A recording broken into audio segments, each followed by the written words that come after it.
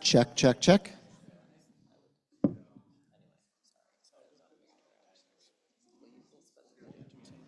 All right, so welcome everybody. Normally I say, for those who don't know me, my name is Rabbi Mark Katz, but not for this crew. It's good to see everyone. Yes. So in a moment, I'm going to welcome Jodi and Adam to the Bima, but I want to say that a number of months ago, I feel like it was like early summer, Jodi got in touch with me and she said, look, we're thinking about this event, and what do you think? It's a great book. You should really consider having Adam here to talk. And my MO is always, I don't say yes formally to anything until I've actually read the book. I've gotten burned in the past before. And so I picked up the book. I actually got the audiobook, and I listened to it. And it was easily not only the most entertaining book that I had read over the summer, and I read a lot over the summer, it was also one of the more insightful books. Humor has the ability sometimes to ask deeper questions than nonfiction does. And the Golem of Brooklyn's ability through humor to get at not only the zeitgeist of where we're living, but also the deeper questions of anti-Semitism. What should we do about anti-Semitism? Is violence an answer to violence? Those general big questions that we're wrestling with today are just, it's couched so masterfully in this book that I finished listening to it. And by the way, I listened to it in like 2 days. Anything I was doing, I was listening to this book. It was the audio equivalent of I couldn't put it down.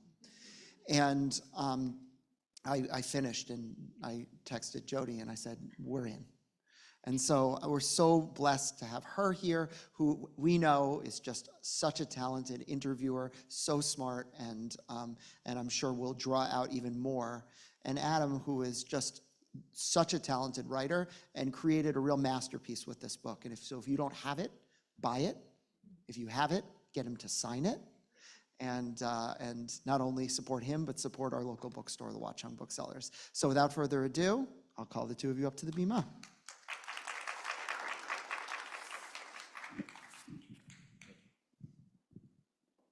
Thank you, Rabbi Katz. Now I want to put you on hold and just ask Rabbi Katz when he's been burned by other book talk. Right? It feels like that seems like a juicy. No, thank you so much for coming, Adam. Adam lives in California. Had an event yesterday at Rutgers in New Brunswick or near Rutgers. At a synagogue in New Brunswick. At a synagogue, yeah. Awesome.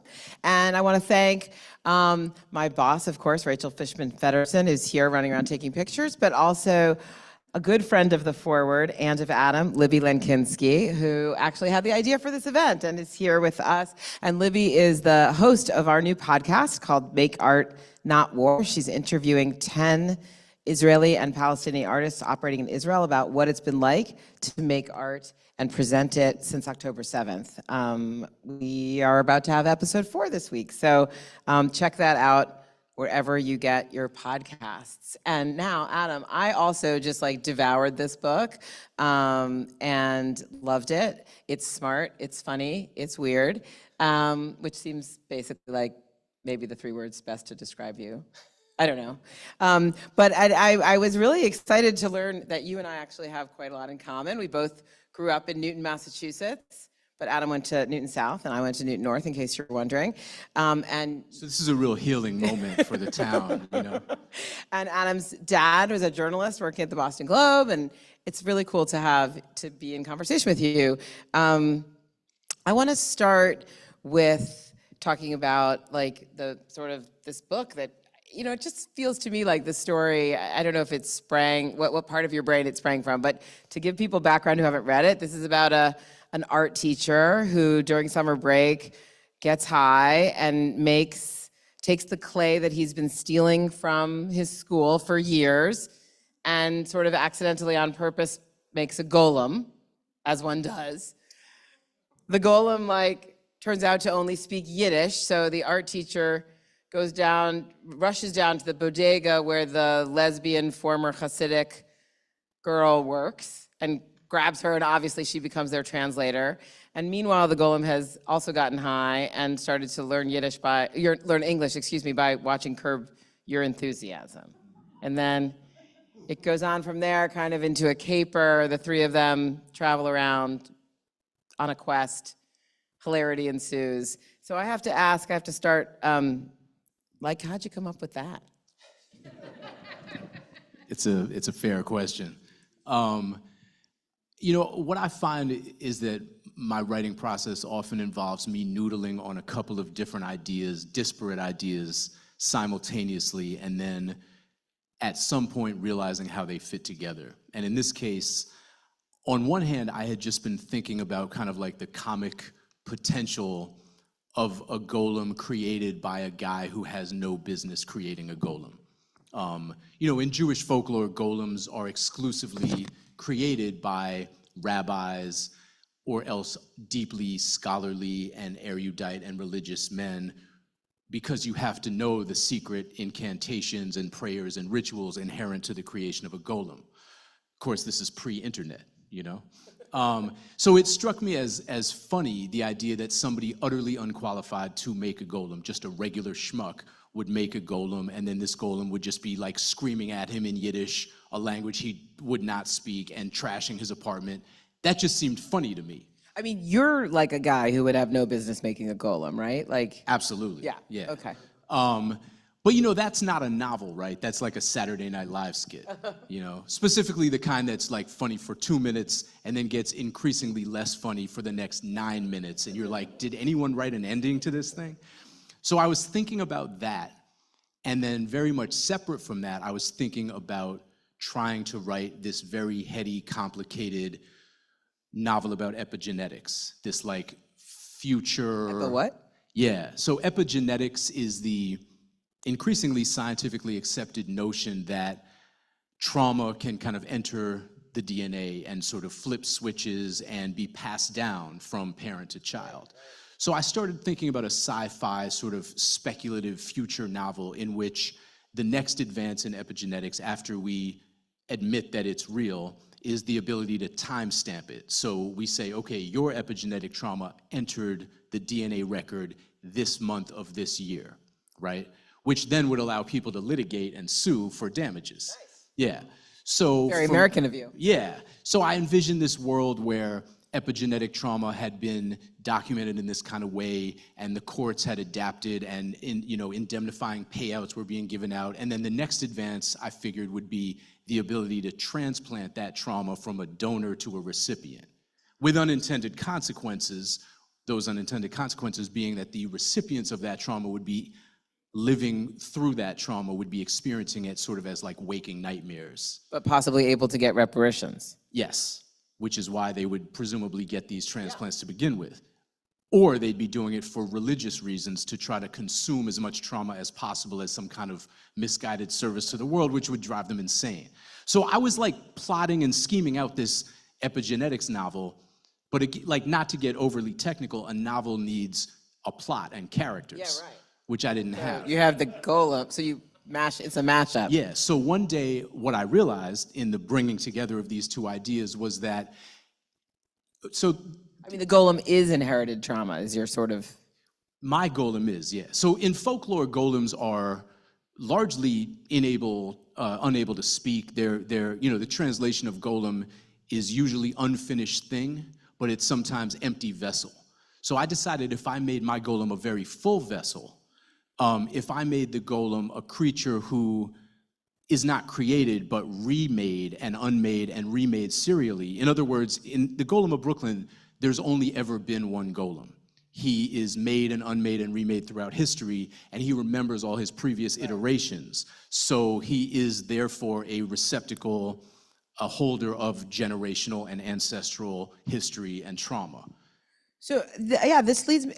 I was struck. The rabbi was talking about how it's a romp. It's funny. It's very modern, and it also is filled with what seems like text. It has all this like serious Jewish stuff in it, and I was thinking, like, is this guy secretly like a big Talmud Chacham who's been like studying his whole life and knows all this history and text? And I did a little research, or I had an intern do some research. And anyway, no, that's not who you are. You did not grow up like studying in yeshiva or something. So where'd you get? And then I heard that like some of the stuff is really true and really text and like what Rabbi Katz learned about golems in school, and some of it is made up, right? So talk to me about how did you learn a lot about golems, and how do you deal with the like mix of real stuff from Jewish history and Kabbalah and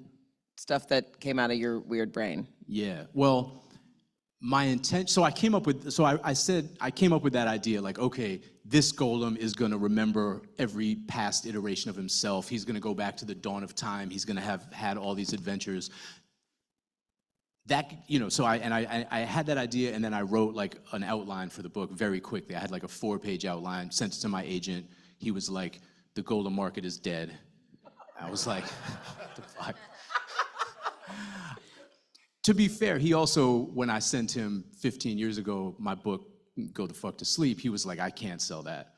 So really the question is, why'd you keep this agent? Why don't I fire Richard is really the question. Wait, is it Richard Pine? No.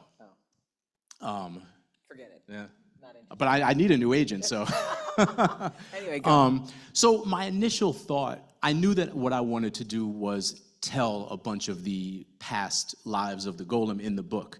And so I began to do research into all of the folklore of the golem with the intention of retelling a bunch of those stories. But what I found was that all of those stories were pretty boring. I didn't like any of them enough to write them into the book.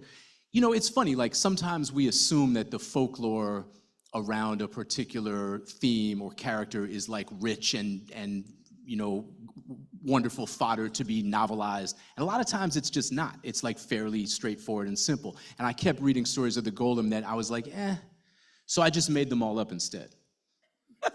So we're gonna have you, Adam, read a little bit from the golem in a second.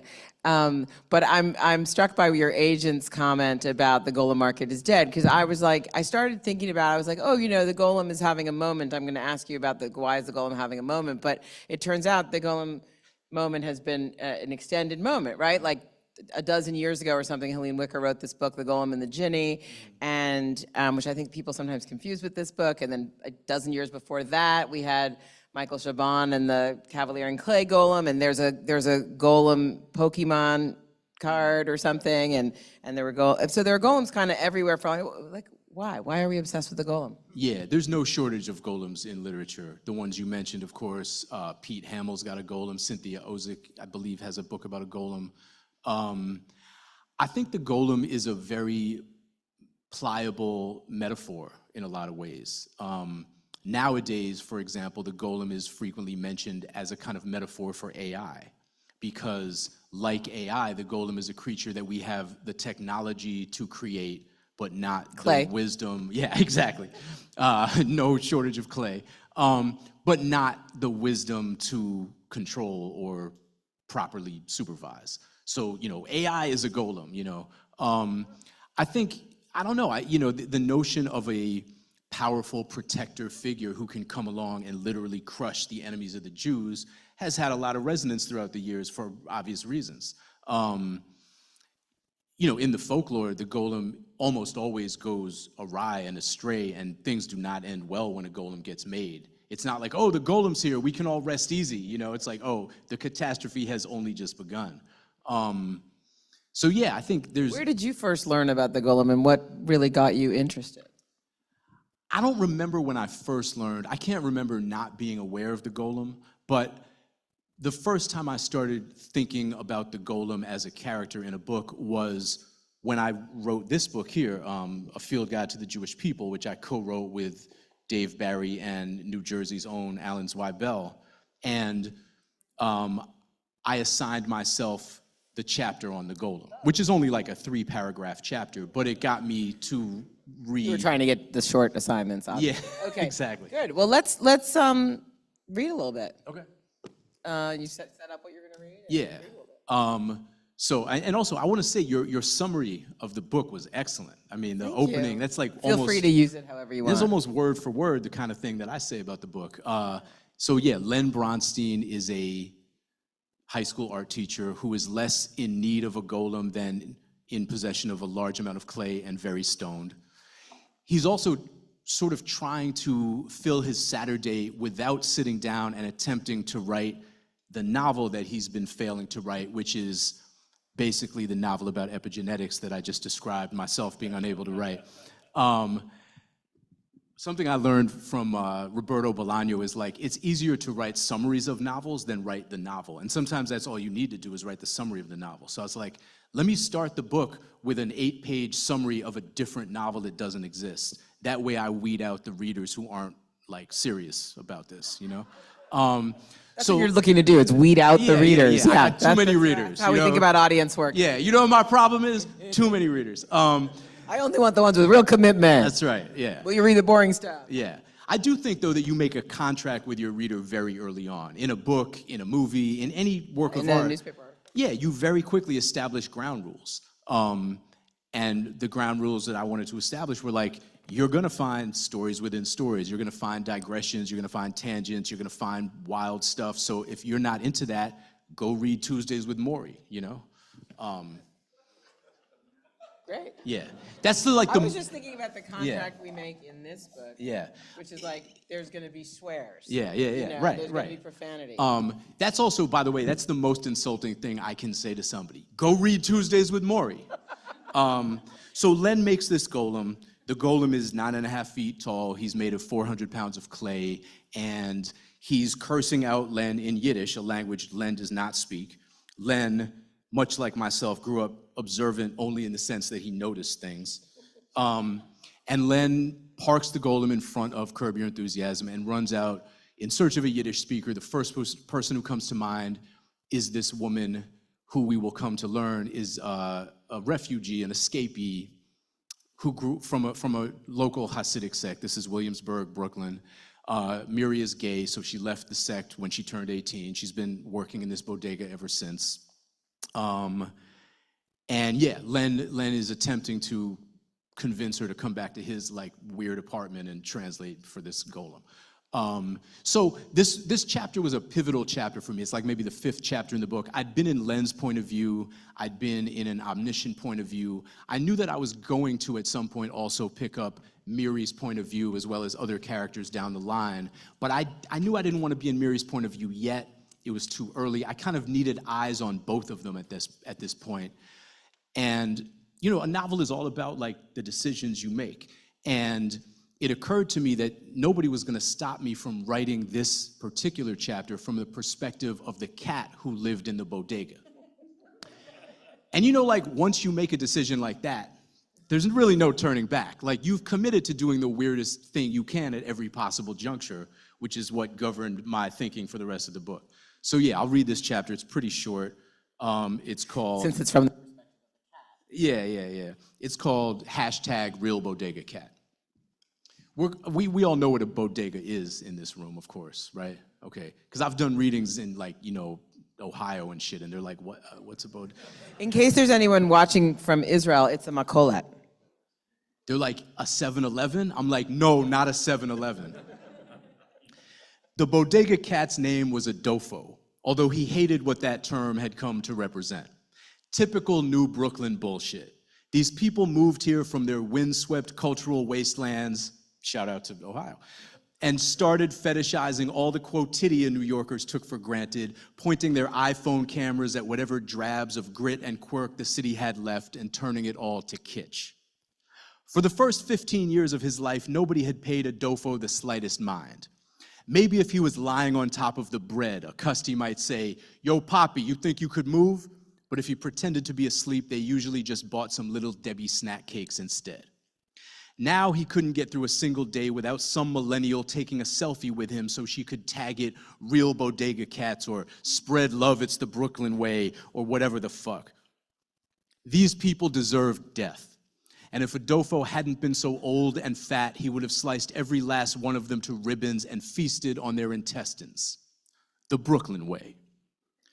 The door dinged, and Adolfo looked up from the stack of 4-day-old New York Posts on which he was lounging to see goofy-ass Len Bronstein step inside, the sweat stains beneath the arms of his T-shirt nearly fused to the one spread across its chest like continents trying to reform Pangea. Dude was probably stoned as usual. Good for him. Adolfo couldn't even remember the last time Farouk and Bassam, the twin brothers who owned this place, had hit him off with any catnip. Like he had anything better to do than get blazed out of his skull and watch the block gentrify and the world burn. Those dickheads had a lot of nerve, naming him after their Dominican Coke Connect and then letting him languish, sober as a fucking labradoodle. It's okay to curse in this synagogue, right? Yeah. It's always better to ask for forgiveness than permission. I learned that from my children. Bronstein beelined for Miri at the counter, the lone woman and the sole non-Yemeni the twins employed, not to mention the only person who ever bothered to freshen Adolfo's water or hook him up with a handful of plantain chips or a 5-hour energy drink. Sometimes people laugh at that part, sometimes they don't, but I judge audiences accordingly. It's a cat. You're gonna give a cat, raise your hand if you ever gave a cat a 5-hour energy drink. All of you, okay, cool. She never tried to pet him either.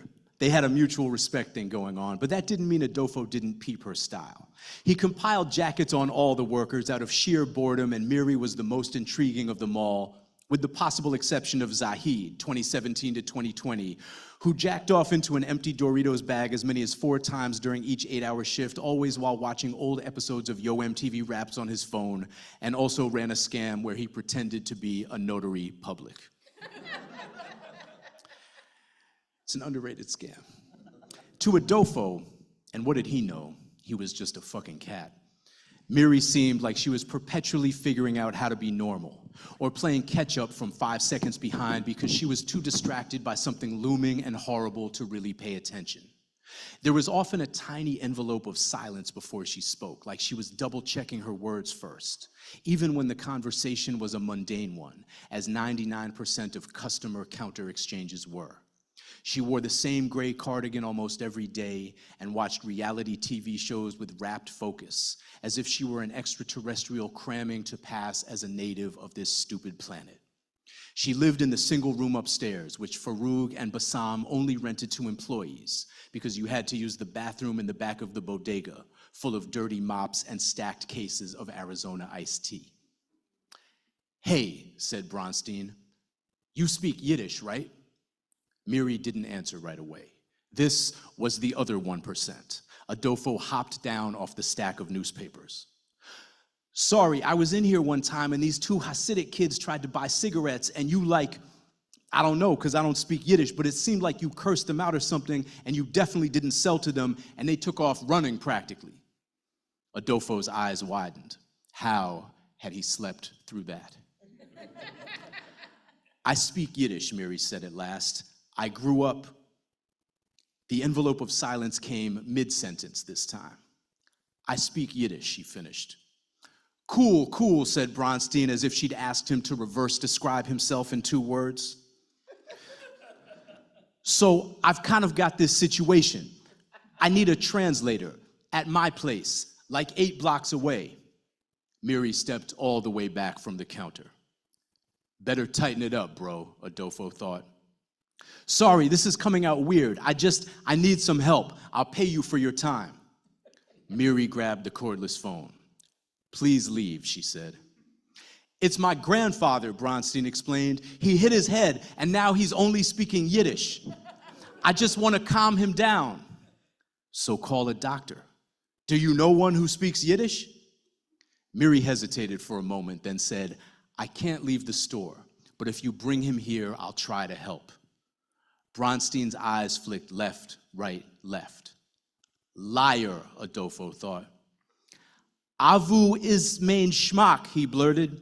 "What does that mean?" Miri stared at Bronstein for a long time, then said, "It means, where is my dick?" "Oh, shit," Bronstein said, as if this made perfect sense. Miri narrowed her eyes just slightly, her most cat-like and thus most attractive move. "Where is his dick?" she asked. "He's not really my grandfather," said Bronstein. Adolfo could see his right hand fisting and unfisting rapidly at his side. "He's a golem. I didn't know I was supposed to make him a dick. No wonder he's mad." "A golem," Miri repeated.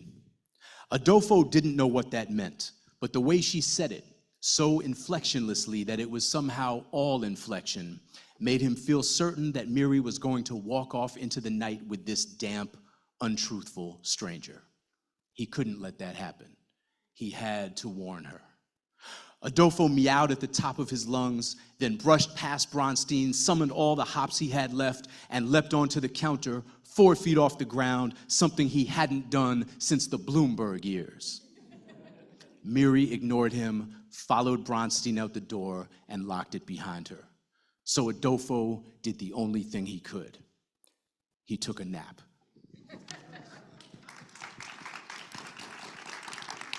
That's awesome. Thank you so much. Actually, I hadn't planned to ask you about this, but like Yiddish, where did you get the Yiddish? I speak, the same 60 words of Yiddish as every American. I got 60, the Yiddish. huh? Let's test it out. We can do it. You want to go? I wrote this down one time, yeah. Well, now you know a lot of Yiddish because of your book. But okay, anyway. Not really, yeah. But you'd had to learn some more, right? You knew schmuck, you knew schlep. Things like that. Like 25 ways to insult somebody, how to order at a deli, things like that. Okay. I have a good friend named Eddie Portnoy who speaks fluent Yiddish and who was kind enough to be my on-call translator, which I don't think Eddie knew what he was in for. Right. He didn't know there'd be so much profanity. Yeah, what it meant was that at all hours of day and night, and we live in different time zones, I would be texting, "Eddie, how do you say rip his fucking arms off, But the great thing is that Eddie is not just fluent in Yiddish, he was able to help me drill down many times on the word I really needed. I'd be like, "Eddie, how do you say, abomination?" And he'd be like, "What kind of abomination? This is Yiddish. All there are insults, Is this Miri's family talking to her? Is this the golem as understood by the Grand Rebbe? What kind of abomination?" I wish I had somebody to do that for me in English. It was very helpful. And Eddie Portnoy also from Reboot, yeah? So I can't find this question. I got to look at my notes there. But no, actually, this reminds me of when you were interviewed by the Forward in 2011, when you made it to the Forward's list of the 50 most influential American Jews, which I'm sure is at the top of your resume now. You know who else was on that list? Because I vaguely remember this and I looked it up. I'm not even going to. I think it's going to be like Jeffrey Epstein or something. It was like Jeffrey Epstein. It was like, what's his name from the Mets who ended up Ponzi'd into jail. It was like, oh my God. Yeah, we stopped doing that list a couple years ago. Jared Kushner might have been on the list. It was an awful list. I canceled the list. Anyway, what you said there. Alan Dershowitz might have been on the Let me stop. What you said in that interview was you said that religion doesn't play such a big role in your life, but you said, quote, "Being Jewish is a big part of my artistic sensibility and my humor. I think it gives me a certain take on the world on a literary level." And Reboot, of course, is a network of mostly creatives, or creatives in all different fields, who are, many of them, culturally Jewish, but feel connected to their Jewish. So maybe talk a little bit about, whether it's about Reboot or not, but about that way of being Jewish, and whether also that was 13 years ago that you said that, and I think you joined Reboot even earlier than that. But how's it evolving for you in terms of your Jewishness and your identity? I think my experience has been unusual in that my interest in Judaism and my knowledge of Judaism has been something I've only pursued of my own volition and as an adult, right? I didn't go to Hebrew school. I was not bar mitzvahed, still an elderly boy in the eyes of the Jewish community. If you're not your language later, reflects that, basically. What's that? Your language kind of reflects that. My parents, out of sheer guilt, sent me to this Jewish Sunday school that met at a junior college near my house. It was like the So You Think You Might Be Jewish Sunday School and Grill, you know? And I got kicked out of that. What did you do to get kicked out of that? I had this, so this was the type of school where you could opt in or out of Hebrew. So I opted out of Hebrew, and instead I Hebrew took school. I took Jewish cultural history instead. And the Turns out to teacher- have been a good choice. Well, the teacher was this guy named Israel Kagan. Maybe you knew him at being from Newton.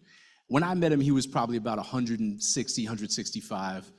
And his understanding of Jewish cultural history largely involved differentiating for us 11-year-olds between black folks and Jews. He would be like, when black people make it and become famous and successful, they leave their communities behind, but not the Jews.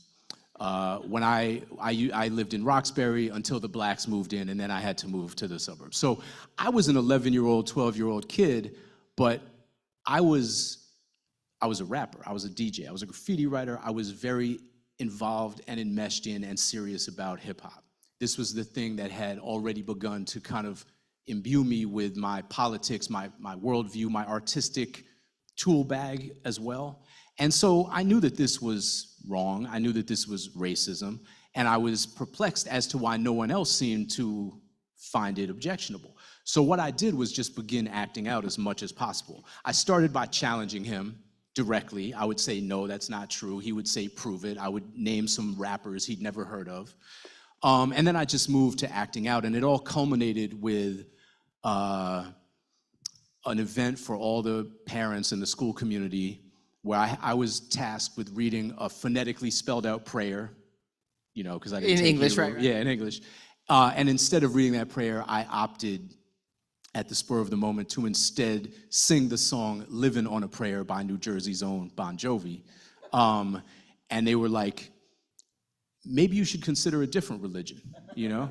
I thought you were going to say you broke out into some kind of rap that was some hip hop. Yeah, no, that would have been probably cooler. I just was like, hey. Okay. Do you want to do it right now? I think I just did, yeah. So I say that to say, you know, that said, I began to understand, my matrix in understanding race was like a very black-white paradigm, right? I understood that Boston was a segregated city. I understood that there was a difference between a certain kind of theoretical lip service politics and sending donations to the NAACP and actually being comfortable around people who weren't like you. I found a lot of hypocrisy around me. I was frustrated, I was furious, I was angry. Hip hop was giving me a language to articulate and understand that. Judaism didn't really fit into the mix very cleanly, but I did begin to understand that in any community, there are always margins. There are always people who feel ambiguous, who feel alienated, who feel distant from the comfort of inclusion and the center.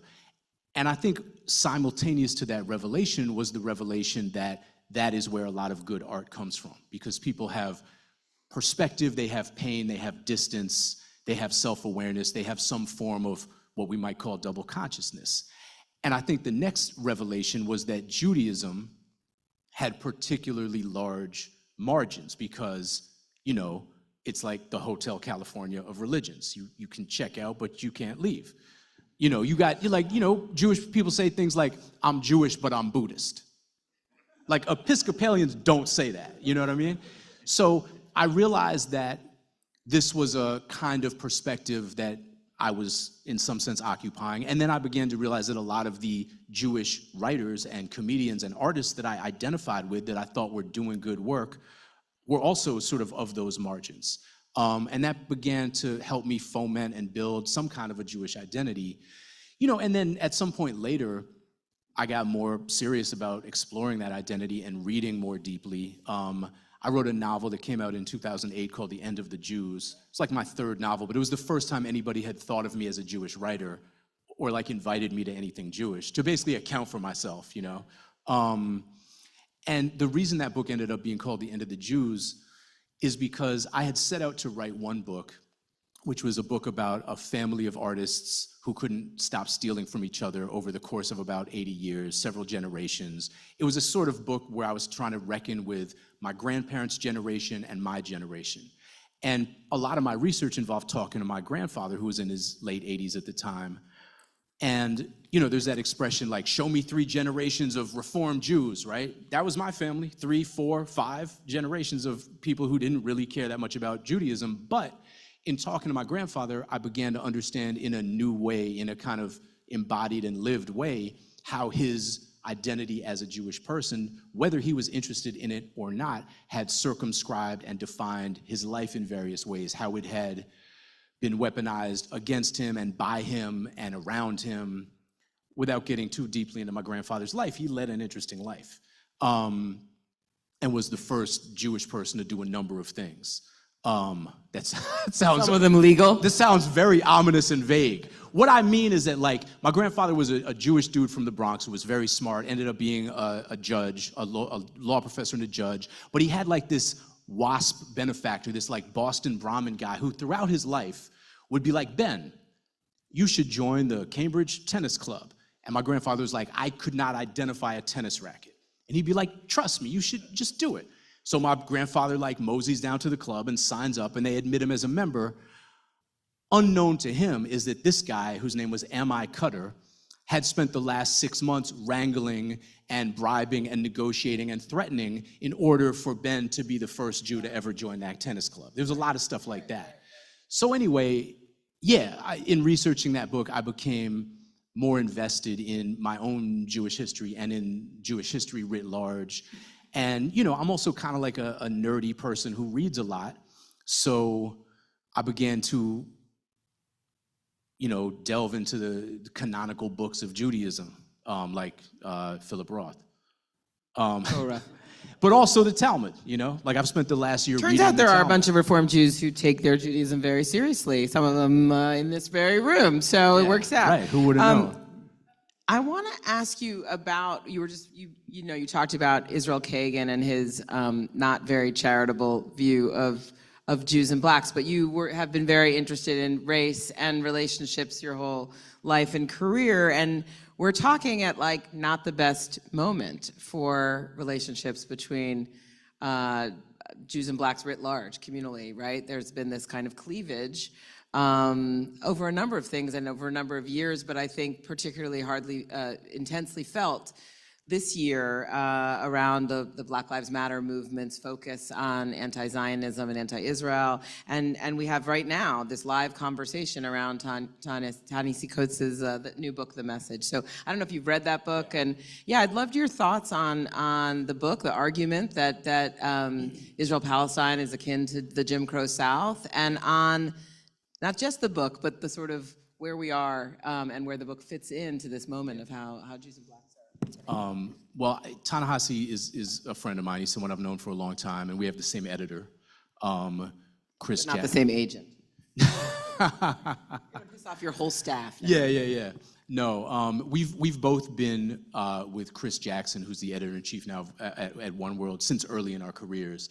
And Chris is maybe the best in the business. He's somebody who really, like, sharpens your arguments, hones your blade, like, will not let you enter the world with a half-baked argument. I think that Ta-Nehisi's book is important. I think that he's absolutely right that Israel is an apartheid state. There doesn't seem to be any question in my mind about that. I don't think that any clear-eyed view of it, whether you believe the various international bodies and courts and systems that have said as much, or whether you believe the words of a guy who went and had feet on the ground and eyes planted. I don't think you plant eyes, but you get the point. I think that Ta-Nehisi is doing great work, and I also think that his point is an important one, that while he is the guy giving voice to these sentiments, that is largely because of the absence of Palestinian voices in the dominant mainstream conversations. Ta-Nehisi is right when he's like, you can ask me these tough questions on CBS this morning, but I'm only here because you won't book a Palestinian journalist to have this same conversation. I think he's been savvy about the limitations of his own knowledge. He's been strategic in the tight parameters of the book, right? He didn't set out to write a history of the region. He set out to report and to witness, and I think he's been careful to not overstep in terms of what he's seen and what he can report on personally. So I think the book is an important intervention at a critical moment and a tragic moment. I don't want to get too off point because I don't want to turn this into the Ta-Nehisi Coates discussion, but I mean, I think one of the real criticisms I've seen that I think has a lot of validity is that, you know, he went in May of 2023 and didn't take on all the things that have happened since then. Yeah. And also in talking about the journalists, I mean, he really ignores, there's quite a lot of Palestinian journalists working at the New York Times and the Washington Post and other places that he sort of has a little bit active. But anyway, we don't need to pick apart. Right. But you don't have see you them spent time in Israel or the No. West Bank? Okay, I'm going to switch back to, that was a little bit of a, well, actually, let's stay on the serious stuff for a second. I actually, and also the post-October 7th stuff for a second, because a lot of Jewish, you mentioned the first time you got described as a Jewish writer, and you've written now many Jewish books, and you're very much on the Jewish Book Council circuit, right? You're familiar with that whole racket and, no? Racket is right. Yeah. Yeah. I don't think I'll be doing any more events for them. Well, a lot of Jewish writers and have had a lot of challenges this year. People target, many of whom don't write anything about Israel, don't say anything strongly politically about Israel on social media or in their work, who've gotten either canceled or criticized, or there was this spreadsheet going around for a while targeting Zionist authors, but it really was a list of Jewish authors. So I wonder if you've had any run-ins with that, with those kinds of things on either side politically this year. Well, it's interesting. I was in the early days of the book tour for the Golem of Brooklyn when October 7th happened. I had published this book on September 26th. So, you know, I had this whole book tour planned, which ended up looking significantly different than I expected it to. And I was very caught up in what to say and how much to say and how to say it, particularly since I was speaking largely to Jewish audiences and in the first flower of the confusion and the horror and the terror and the chaos. And, you know, at first what I did when this came up and when people were like, you've accidentally written such a topical book and so forth, which, you know, my publisher had rushed out because they felt that it was like so timely. Because, you know, when I wrote it, the conversation was like around the anti-Semitism of like Kanye West. You know, that was like what was Charlottesville topical. Figures in the book. Charlottesville figures in the book. Yeah, that was old. I mean, I wrote the book in 2022, and they were like, we're gonna get it out, you know, by the fall because it's so timely. And I was like, I didn't have the heart to tell them that anti-Semitism would still be around in the winter, you know. The other thing is they were like, we're gonna get the book out in time for the Jewish high holidays. And I was like, people love to read about anti-Semitism on the high holiday. I was like, that's not the big book buying season that you think it is, like, you know. You know, so at first when I was asked to talk about these things, I very much stayed in a kind of elevated language of metaphor. I basically said something like this. I said, in the folklore of the golem, one thing is consistent, and that is that because the golem represents a kind of amoral, unchecked aggression and power, a creature who only knows how to respond with violence, he is therefore always unmade as soon as he possibly can be, right? There's an understanding that inherent to and important to our Jewish values is to not allow the golem to just go on existing, right? I didn't mention this when we talked about what the golem is, but the final step in making a golem is inscribing the Hebrew word for truth on its forehead or writing it on a piece of paper and inserting it into the golem's mouth. And when you unmake the golem, you erase the aleph, turning the word truth to the word death, and the golem returns to being mud or clay, right? And this is always done as soon as you possibly can. As soon as the threat has passed, as soon as the danger is no more, you unmake the golem. Why do you unmake the golem? Because if you allow the golem to exist as a perpetual guardian or a nuclear deterrent, or, you know, there's also no record of anybody making an army of golems or 1,000-foot golem, and it's not for lack of clay. It's because there's an understanding that this kind of power, this kind of violence and aggression becomes uncontrollable, becomes mindless, and savages us and leaves us no longer able to actually be Jewish on some fundamental level. So that was kind of my response when people talked. Yeah. And Well, I thought it was going good. I thought that I was successfully walking a certain kind of tightrope and saying something that was meaningful and reflected my feelings about Israel and about the war. But I realized that sometimes an elevated language of metaphor goes right over people's heads, or they imprint upon you whatever feelings they want you to have, whatever sentiments they want you to express. And that became clear to me about 2 weeks in. I would give something like that answer, and then afterward I'd be signing books and people would be like, man, I wish we had a golem in Israel, am I right? And I'd be like, no, you're not right. And that's the opposite of what I'm saying. And what you should be asking me is whether Israel is a golem, you know? So I became more outspoken, and I said some things publicly, and I said some things on social media. And the response was immediate. Many people in my life and in my circles and in my wider network of human beings who, I don't know, read my books or whatever, were very thankful and very grateful that I had said something, that I had been clear. And also other people started calling my agent and trying to get my agent to drop me as a client. And, you know, suggesting that in my articulate criticisms of Israel, and I appreciated them calling me articulate, I was a huge problem, and I should be canceled, and I should be deplatformed. And I did have a couple of gigs that were canceled, and I did have a couple of difficult conversations with folks who clearly didn't want to cancel my gig, but wanted to know what I planned to say, or wanted me to know that there were people in their organizations who wanted to know what I was going to say, things like that. You know, nothing too dramatic. I wouldn't say that my life has been adversely affected by my willingness to speak publicly about these things.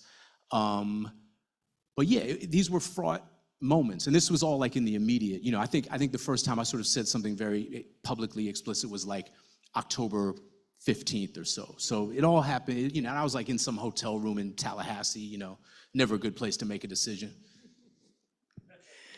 Thank you for that. Okay, so I know people probably want to ask questions, but I have more. So we're gonna just think of some, but I really do have some other things I got to cover. So, because I want to talk about this book for a second. So first of all, I have to tell you that it's fine for you to swear up here, but it was very funny on the high holidays. Rabbi Katz was very kind to promote this event at every service on Rosh Hashanah and Yom Kippur, but he could not say that he couldn't figure out how to talk about this book. I said, after the first one, I'm like, you could just say go the F to sleep, or go the blank to sleep, but he just couldn't do it on the high holidays.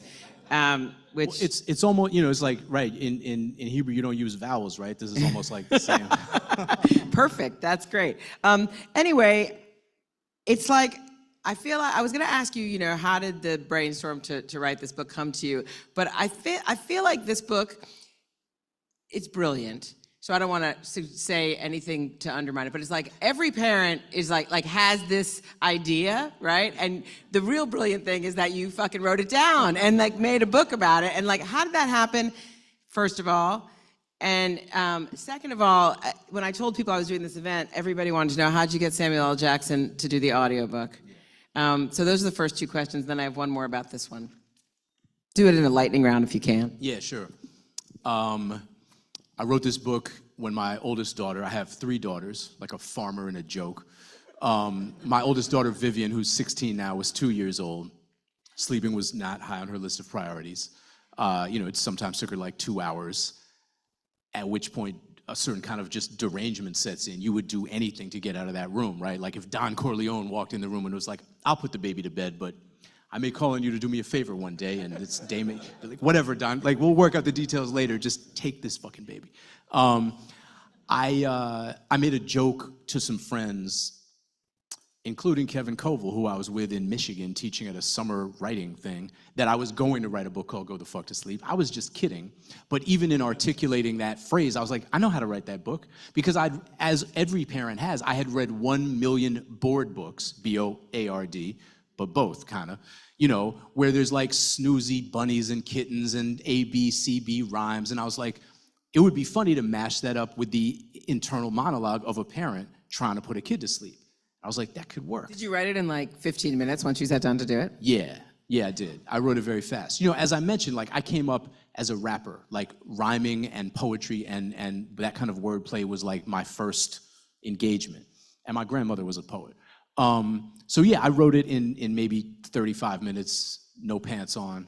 And you know, I sent it after my agent told me that it was no market for it. I sent it to my friend Johnny Temple, who ran a small publishing house in Brooklyn called Akashic Books. Their motto is reverse gentrification of the literary world. So like clearly a dynamo, you know what I mean? And he had, because I sent it to him because he had a couple of young kids who I knew didn't sleep. And he was like, this is hilarious. I don't think I'm gonna publish it. I was like, no, of course not, you know? But we sort of both kept talking about it. He would show it to people. He showed it to his wife. She was like, this is hilarious, you have to publish it. He showed it to Jonathan Lethem because Lethem gave some talk and talked about his kids not sleeping. And Lethem was like, you gotta publish it. And eventually, we printed out a PDF of it and we like walked it into the local bookstore in Fort Greene, Greenlight Books. And we were like, because we didn't know like, where would you even stock this book? It's not in the kids section. And we were like, do you like this and where would you put it? And they were like, yeah, this is hilarious. We would put it in the parenting section. Right next to what to expect when you're expecting. And we were like, yo, there's a parenting section. Like, we didn't know that. And it confirmed our thinking that perhaps we liked this book because we were just shitty parents. So fast forward, the book was gonna be published in October of 2011. But in April of 2011, I gave a reading at a museum in Philly where I was living at the time. I was not living in the museum. But, you know, shout out to Basil E. Frankweiler. And for like 200 people, and I showed the PDF of the book, and like people thought it was funny, and they were like, oh, where can we buy the book? And I was like, you can't, it hasn't even been printed yet. And I went home and I went to sleep, and when I woke up in the morning, the book was number 125 on Amazon, which is a very low number if you're a literary novelist, which I was at the time. I'd never seen a number below like 5 figures. Wait, but that book you could order it on Amazon? The pre-order page had just gone up. So by the end of the week, the book was number 1 on Amazon. And again, not to get overly technical, the book did not exist. So this convinced Johnny Temple to publish it, or who published it? No, I'm sorry, I'm kind of messing up the story. We'd already decided to publish it. It was being printed, and it was in pre-order phase. And we were like, oh shit, we gotta get this book out sooner. We gotta get this book out by Father's Day. And the book stayed at number 1 on Amazon, and about a week later, a PDF of the book, the entire book, leaked and started ricocheting around the internet, landing in hundreds of thousands of people's inboxes. And we were so dumb, we were like, we're dead, we're done, we're dead in the water. I tracked a bunch of the traffic to this one woman in Australia who'd posted the whole book on her Facebook page. And I was like, yo, please, like, we haven't even published this yet. We'd like to sell some copies. When we do, can you please take this down? And she was like, sure. But I want you to know that in the last 24 hours, 700 people have asked me where they can get the book, and I'm sending them all to Amazon. And I was like, please, ignore my last email. So the book stayed at number 1. We got it out by Father's Day. Sam Jackson came on to do the audiobook, and like, you know, things, it's a very... Is there a backstory to that? I mean, the book... Did you imagine him say, was it one of these things where you're like, he's reading it to me? That's the guy I want? So Audible was really new at the time, and they were looking to like make a splash as a new company. And this book had shown some signs that it was gonna be a big deal. It hadn't been published, but it was at number 1 on Amazon. There was a bunch of like media about it already, et cetera. So they were willing to spend money. So they were like, who do you guys want? And I gave them a list. It was Sam, Alec Baldwin, I think, was on the list. Slick Rick was on the list. And they went and they got Sam. They paid him enough that he was down to do it. And you know, things move fast when this book is only like 400 words. Many of them repeated more than once. And so, you know, it's like Tuesday morning, they're like, Sam's gonna read the book. And then like Tuesday afternoon, they're like, he's finished, it's done, it's great, you know? And like the day it came out, he read it on Letterman and, you know, and a bunch of celebrities in... Now you call him Sam, which is so cute. Well, we've ended up doing a bunch of stuff together since. That was actually, in my mind, the coolest thing about Sam reading the audiobook is not Sam reading the audiobook, although it is his best work since Pulp Fiction. It's the fact that Sam turned out to be super cool. And 6 months later, he starred in an Obama ad that I wrote called Wake the Fuck Up. And that did really well. And in 2020, he starred in a Biden-Harris ad that I wrote and directed called Same Old. And during the pandemic, he went on the Jimmy Kimmel show and read a piece I wrote called Stay the Fuck at Home. And we raised a bunch of money for Feeding America. So Sam has just continued to be like a cool guy and a collaborator on, certain causes. Yeah, that's the story. So I have more, but I'm gonna ask one more, and then I'm gonna open it up a little bit to say, because it's like, so I've always been fascinated by situations like this where somebody does something that makes them so famous and they become just known for this thing, and it opens up every door, but it can also feel a little bit like a monkey on your back, right? I'm thinking about, Jennifer Aniston and Rachel. She took her a long time to break out of that. So how did you manage this moment of, you obviously wrote, I think, 2 more sequels of this, and then you just mentioned all the, stay the fuck at home or whatever, you're using the franchise. So it obviously gives you all these opportunities, but you don't want to be only the go the fuck to sleep guy. So how do you balance that? I may be a lot of things, but I'm not enough of an asshole to ever complain that I'm now like in some box because I published Go the Fuck to Sleep. Like, I'm grateful every day that happened and continues to be like a book that sells. It's great. It's been a wonderful thing, and it has opened a lot of doors because the publishing industry is a fickle, mercurial place that makes no sense. And it's maybe the most normal of the creative industries. It's way better, for example, than the film industry. But like having a book with #1 New York Times bestseller slapped on the cover opens totally random doors that it has no business opening. You know what I mean? It took me a while to adjust, because like the first novel that I published after Go the Fuck to Sleep, which is a book called Rage is Back in 2013, I was like, I'm gonna sell them. Oh man, if just 5% of the people who bought Go the Fuck to Sleep buy Rage is Back, it'll be a bestseller. Guess what didn't happen, I learned that people do not, for better and for worse, people do not follow you from project to project necessarily. Some people have the kind of career where that happens. Others remain very siloed. And in fact, the first time I realized that was not when I published the novel and the Go the Fuck to Sleep fans didn't buy it. It was when I did the ad with Sam Jackson, because my publisher was worried. He was like, you're doing an Obama ad? I don't know, man. Like, why politicize things? Probably Republicans buy your book. And I was like, I don't care. I'm gonna do it because I want to do it. And that's generally just my ethos in general, is like, what Go the Fuck to Sleep affords me is the ability, the luxury, the time to some extent, do what I want to do. Like, creatively, I don't worry about being pigeonholed, because if I have a brand, it's that I do whatever. And what does Vivian think of this book? Vivian doesn't exactly lead with the fact that she's the Go the Fuck to Sleep kid. But she understands that it's why we have a house, All right, great. So we do have time for a couple questions.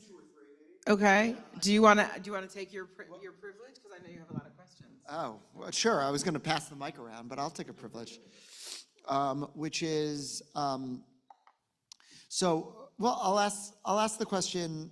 I'll ask the question that I asked outside, though a little bit differently, which is, when the Golem gets high and the Golem decides to binge all the seasons of Curb Your Enthusiasm, I know that, you mentioned that that part of it was you did it because you knew that Larry David could take the joke.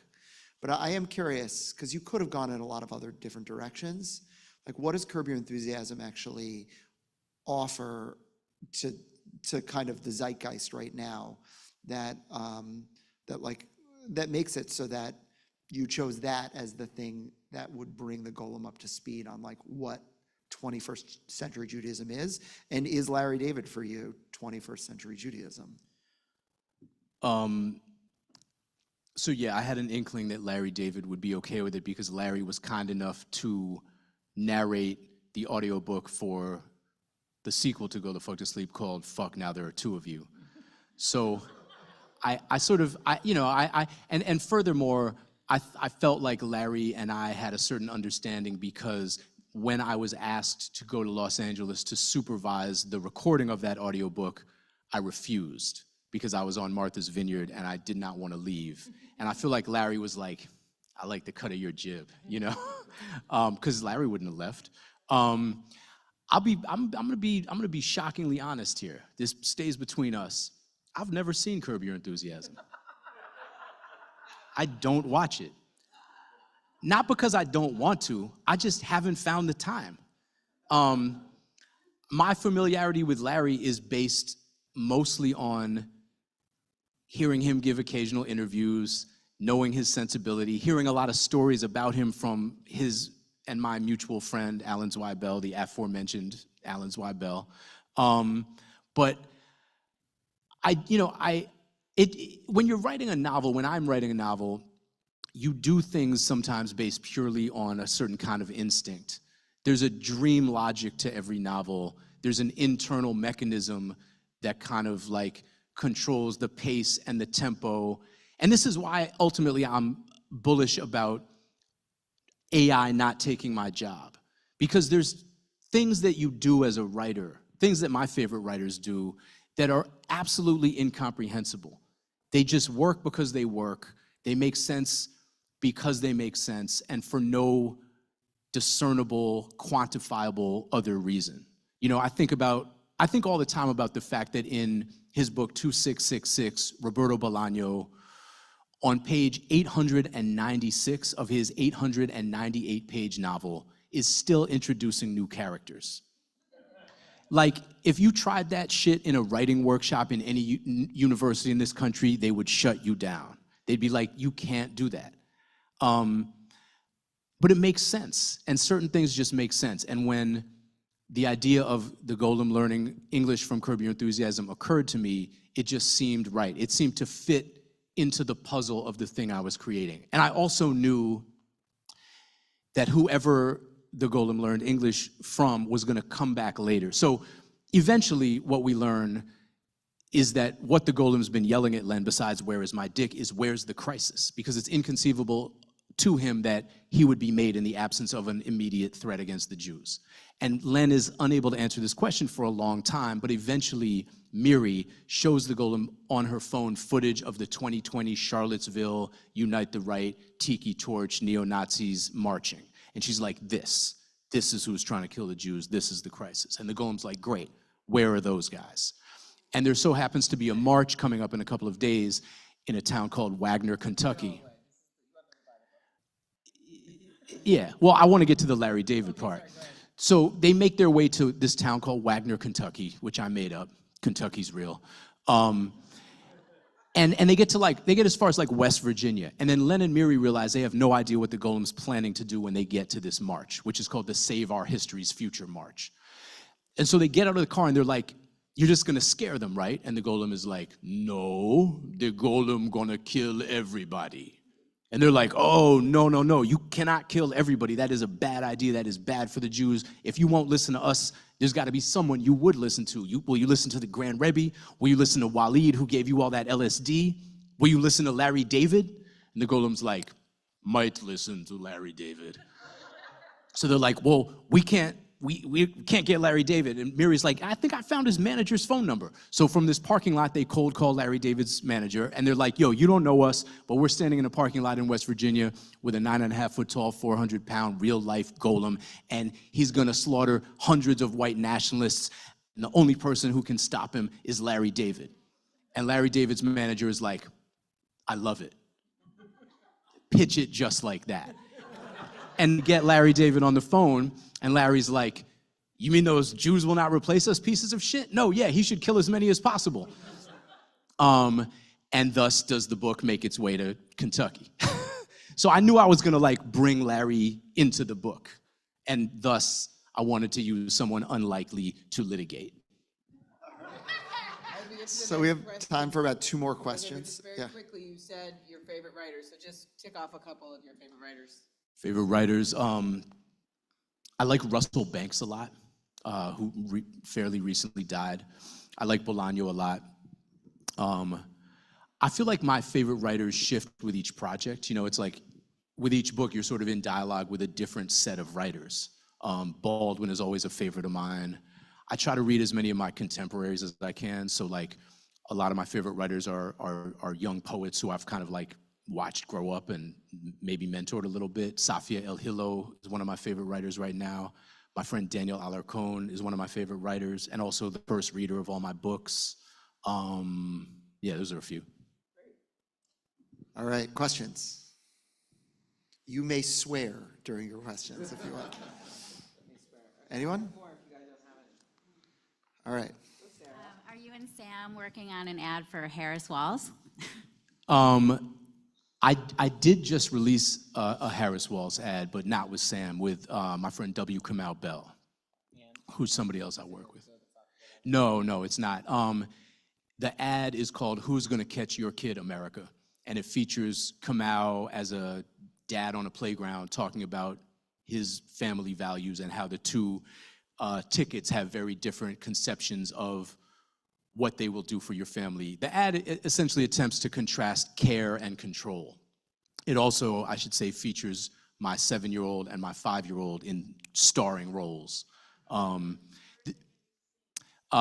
It came out a couple of weeks ago. We premiered it on MSNBC, and Kamau will be on CNN sort of showing it again this week.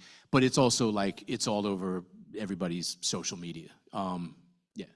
So what do you make of the left argument that people should not vote for Harris because of Israel? In my opinion, people should vote for Harris despite Israel, because Trump is in every imaginable way an utter disaster for our country. My hope is that Harris will evolve a better position, that she will at some point figure out that this is not feasible, and also look at the dearth of support that she's receiving from important communities because of her refusal to say anything substantive, create any separation between herself and the Biden administration's position on Israel-Palestine. But it was hard for me to do that ad, and I have several other ads coming in the coming weeks. I have a Pennsylvania thing coming out that's a song and a video, some other stuff as well. Like I put my head down and I did this work because I think that we cannot endure, like literally will not survive another 4 years of Donald Trump. But for me and for a lot of my collaborators on the left, it's been a difficult thing to do. Like Kamau and I, before we embarked on this together, had a very difficult conversation about how to do something that we could feel okay about, knowing the kinds of criticisms that we were going to be in for. All right. Anybody else? One more question? All right, then we'll give, oh yeah. So it's not a question, but I thought you'd appreciate knowing that a descendant of Judah Lowe, who made the most famous golem, has been a longtime member of this congregation. So you're in the right place. All right. So we'll give final question. I'm going to ask you kind of a serious one. I mean, the range of your work is really remarkable. I mean, you've done these not kids books, you've done these young adults books, you've done funny novels, more, serious novels. You also wrote a memoir about your brother who died by suicide. And I'm interested, I haven't read that book yet, but I'm interested about whether Jewish mourning rituals, whether you found them helpful or what if you could talk a little bit about how you coped with your loss and your grief. And I'm sort of asking in particular, kind of in this year, in this time when so many people are just really struggling to figure out how to deal with all that we've lost and that we're grieving. And so I just hoped you could talk a little bit about. Yeah. Yeah, I mean, I appreciate the question. And, it's funny because the structure of this conversation in many ways mirrors the process by which I eventually came to write this book called I Had a Brother Once. Because for a long time, I couldn't figure out how to write about my brother who died in 2011. And in addition to the grief and shock of his death, there was also the very strange duality of my life at the time, because my brother so happened to die at exactly the time that Go the Fuck to Sleep was having this crazy journey. So in some ways, like, even as I've told funny stories about Go the Fuck to Sleep and me reading it at a museum and da-da-da-da, like, I'm leaving out the actual real part of the story. I'm leaving out the fact that while all of that was going on, while I was like joking with Kathy Lee on the Today Show and, telling funny stories about the book all over the world, I was like mourning the sudden, shocking suicide of my brother and hoping to keep it together and wondering if I was on some level a horrible person, because even when I watch the clip of me on the Today Show, I can't tell. You know what I mean? So a lot of the book is about the wearing of masks. The mask I felt I had to wear in order to go out and sort of publicly pantomime luck and success and happiness around this fluky book, and also the mask that he wore to hide his crippling depression.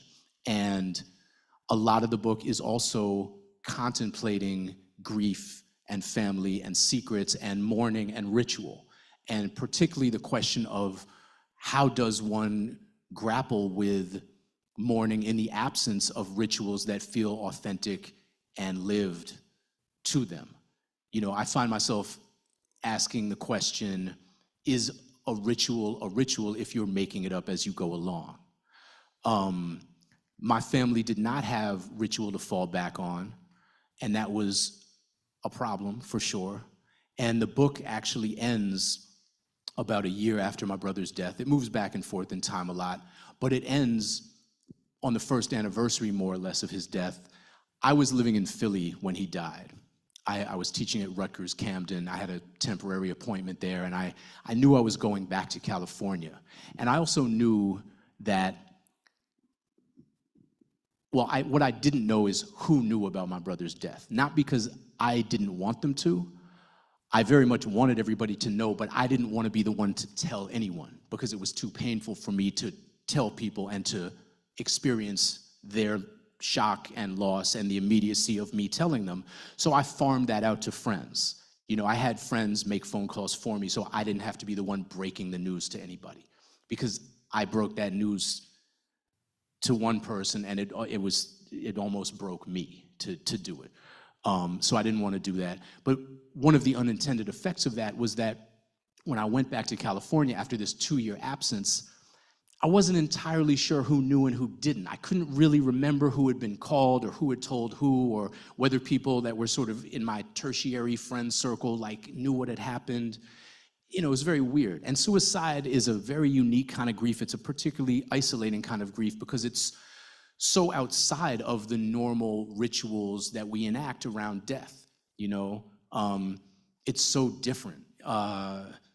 Our primary driving force is the drive to live. And for somebody to reverse that and have a drive to die is incredibly, it's hard to process and it's hard to talk about, it's hard to be around. It's like, it's an island that has no bridges to it. It's sort of unconnected from many, many other kinds of grief. So all of that to say, I got home and I didn't know how to spend the anniversary. It kind of snuck up on me. And, you know, I think anniversaries are important and profound things. I mean, there's a reason that the calendar works the way it does and that we invest so deeply in these holidays and holy days and rituals and feasts and so on. It's more than just a date. It's the positioning of the sun and the moon and the stars, right? It's like you can tell. Even if I didn't know the date, I think I would know the date of my brother's death, you know what I mean? So in the lead up to this, I didn't really know what else to do, so I invited a whole bunch of people to my house. People who knew, people who I wasn't entirely sure knew, and I had no plan. And the oldest person there, this old Jewish guy named Sai, took me aside. He was like, "You want me to say the Shema?" And I was like, "Yes, let's do it." And so everybody, probably 50 people in my house, stood around in a circle, and he took out a prayer book, and he read it, and I just cried my ass off. Not for the first time, but in a memorable way. And that was the culmination, in some sense, of this very difficult year. And it felt like a moment, it felt like a ritual, it felt meaningful, it felt important. So after a year of hastily improvised rituals and a year of experiences that were meant to be ritualistic but that badly failed to, like a funeral in my parents' living room where my brother's wife's priest spoke, and it was like the only time I didn't cry, and I was like, who the fuck is this clown? What's he doing in my living room? This did something for me and to me, and I feel grateful that it happened. Thank you so much for sharing that. And I I feel like maybe should we try to bring it up a little bit? I don't know. Jesus, you're gonna end on that? What's Yeah. next? Can What I are you tell working a on joke now? or something? What are you want to hear a working- joke? What's coming next? What's your next project? I'm gonna tell a joke. Okay, tell us a joke. Oh yeah, what's your favorite Holocaust joke? No, no. Tell us your favorite Jewish joke. All right, so there's this guy named Rosenberg, right? And he's a tailor. He goes to work one day, and he hears the voice of God. God is like, Rosenberg, quit your job. Take it in cash. Sell your business. So Rosenberg is like, whoa, it's never happened before. But he dutifully sells his business, takes the proceeds in cash, goes home, awaits further instructions. The voice of God returns. Rosenberg, go to Las Vegas. Rosenberg is like, okay. He gets on a plane, he goes to Las Vegas, he steps out onto the tarmac, and the voice of God returns. Rosenberg, go to the blackjack table, bet everything. Rosenberg goes to the nearest casino, puts his life savings down on the blackjack table, waits for his cards. Rosenberg gets 18. The dealer flips his card, 17. Rosenberg breathes a huge sigh of relief, having doubled his life savings. But the voice of God, as you may expect it to, returns. Rosenberg, take another card. Rosenberg is like, what? People are looking at him. He's sweating profusely, but he's like, hit me. Bam, he gets an ace, 19. He breathes a huge sigh of relief, only for the voice of God to return. Rosenberg, take another card. People are looking at him. They're like, what is this crazy man doing? Rosenberg summons up all of his strength. He thinks of his ancestors. Hit me. Bam, another ace, 20. The voice of God returns. Rosenberg, take another card. Rosenberg can barely physically make his fingers make the tap-tap motion, but he does it. He gets another ace, 21. The voice of God returns. Unfucking believable.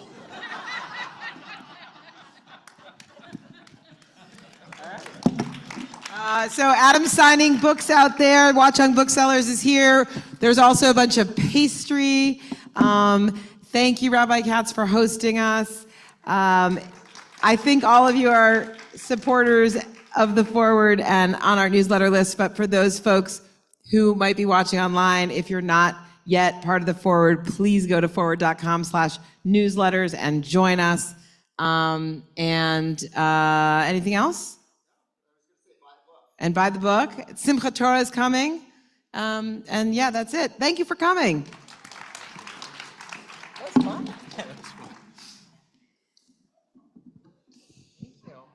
You opened up this theme of having a talk by two academics who wrote a book on kind of Jews and Swearing. no,